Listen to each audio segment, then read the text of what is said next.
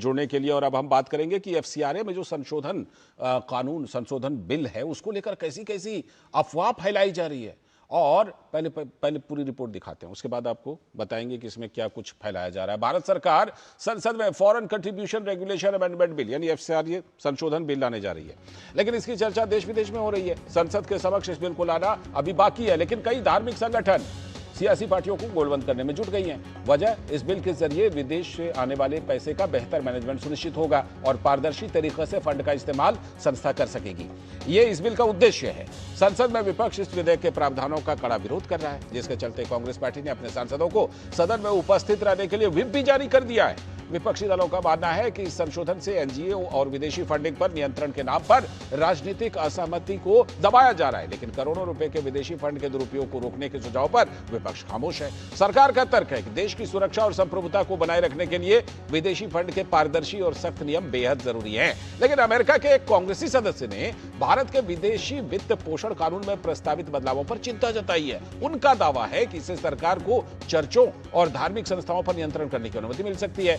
देश से नकली अफवाहों ने विदेशों में भी अपना असर दिखाना शुरू कर दिया। अमेरिका में भारत के राजदूत विनय मोहन क्वात्रा ने बिल से जुड़ी अफवाहों का खंडन किया। उन्होंने कहा कि प्रतिक्रिया देने वाले हकीकत से कोसों दूर हैं। अफवाह है कि भारत अन्य देशों से अलग जाकर ऐसा कानून ला रहा है, लेकिन सच तो यह है कि अमेरिका में 1938 से ही फारा और 2010 से फाटका है, तो ऑस्ट्रेलिया में 2018 में ऐसा ही कानून बनाया। कनाडा ने 2024 में, यूनाइटेड किंगडम की स्कीम जुलाई 2025 में लागू हुई। दूसरी गलतफहमी यह भी है कि यह बिल खास तौर पर किसी खास धर्म या समुदाय को टारगेट करता है।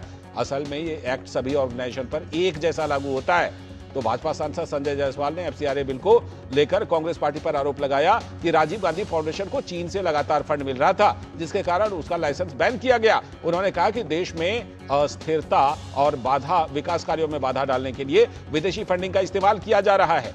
तो समाजवादी पार्टी के प्रमुख अखिलेश यादव ने केंद्र सरकार द्वारा लाए जा रहे एफसीआरए संशोधन विधेयक को लेकर कहा कि बाहर से आने वाले पैसों पर पाबंदी और रोक लगाई जा रही है, लेकिन देश का पैसा जो बाहर जा रहा है उस पर सरकार चुप क्यों है। अब सवाल यह है कि विदेशों से आने वाला फंड का कोई भी संस्था कहां इस्तेमाल कर रही है, क्या इस देश को जानने का हक नहीं है क्या?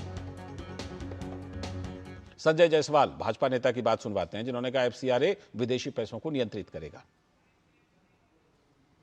राजीव गांधी फाउंडेशन जैसे बहुत सारी संस्थाएं हैं कांग्रेस की, जिनमें जॉर्ज सोरोस और दूसरे लोग फंडिंग करते हैं, और उन एफसीआरए बिल उन फंडिंग्स को रोकने का काम करेगा। आप जिस काम के लिए पैसे ला रहे हैं उसी काम में लगाने होंगे। यह होगा नहीं कि आप ला रहे हैं समाज सेवा के नाम पे और पैसे जाएंगे कांग्रेस पार्टी के ये देश को तोड़ने वाले तत्वों में। हम सब जानते हैं कि कलपक्कम में क्या हुआ था। तो वहीं सपा के प्रमुख अखिलेश यादव ने कहा कि भारत से कई लोग पैसा तो विदेशों में लेकर चले गए। एफसीआरए ला रहे हैं, लेकिन भारत की सरकार ने यह भरोसा दिलाया था, बीजेपी ने यह भरोसा दिलाया था कि भारत का पैसा बाहर नहीं जाएगा। भारत से न जाने कितने लोग कितना पैसा ले गए, ऑफिशियली ले गए और अनऑफिशियली ले गए। सीधे जुड़ते हैं अपने संवाददाता निशांत राय से इस खबर पर। निशांत, हमने देखा कि जब एफसीआरए संशोधन बिल लाने की बात हुई, उसको लेकर के कई संगठनों के प्रतिनिधियों ने गृह मंत्री अमित शाह से भी मुलाकात की और उनसे बात की, और लगातार ये मुलाकात चल भी रही है। फिर भी ये अफवाह फैलाया जा रहा है, और वो भी इस तरह से ये अफवाह फैलाया जा रहा है कि जैसे किसी एक पर्टिकुलर समुदाय के खिलाफ ये हो। और मजे की बात या क्या कहें, अफसोस की बात कहिए कि विदेशी फंडिंग पर इस तरह के नियंत्रण की बातें हो रही हैं और विपक्षी पार्टियां इस नियंत्रण का, इस संशोधन का की खिलाफत कर रही हैं, विरोध कर रही हैं। क्या तर्क है उनका?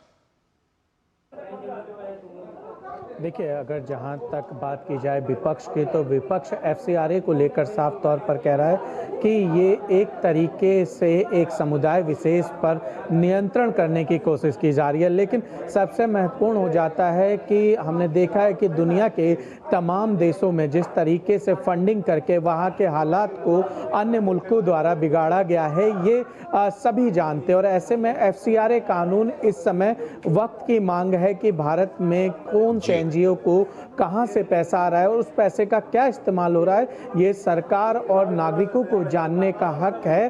और इस तरीके से एक तरीके से निगरानी भी होगी। फंडिंग किसी की नहीं रोकी जा रही है, बल्कि फंडिंग में पारदर्शिता लाने की एक कोशिश की जा जा रही है और इस कोशिश का सरकार का साफ तौर पर कहना है कि हम इसको लेकर आगे बढ़ने की बात कर रहे हैं और सभी दलों को इस पे सहमत करने की कोशिश कर रहे हैं। लेकिन आज बीजेपी ने साफ तौर पर कहा है कि जिस तरीके से राजीव गांधी फाउंडेशन हो या जॉर्ज सोरोस पर भारत में अस्थिरता फैलाने की बात कही जा रही है, कहीं ना कहीं एफसीआरए आने के बाद से इन चीजों पर लगाम लगेगी। शायद विपक्ष इसलिए लगातार विरोध कर रहा है। बिल्कुल, विरोध में यहां तक चला गया कि व्हिप तक जारी कर दिया। अब देखते हैं इस मामले पर क्या होता है, लेकिन देश के लिए तो ये जरूरी है, देश की सुरक्षा के लिए भी और अन्य तरह से भी ये बहुत जरूरी है। बहुत बहुत शुक्रिया निशांत आपका जुड़ने के लिए इस खबर पर।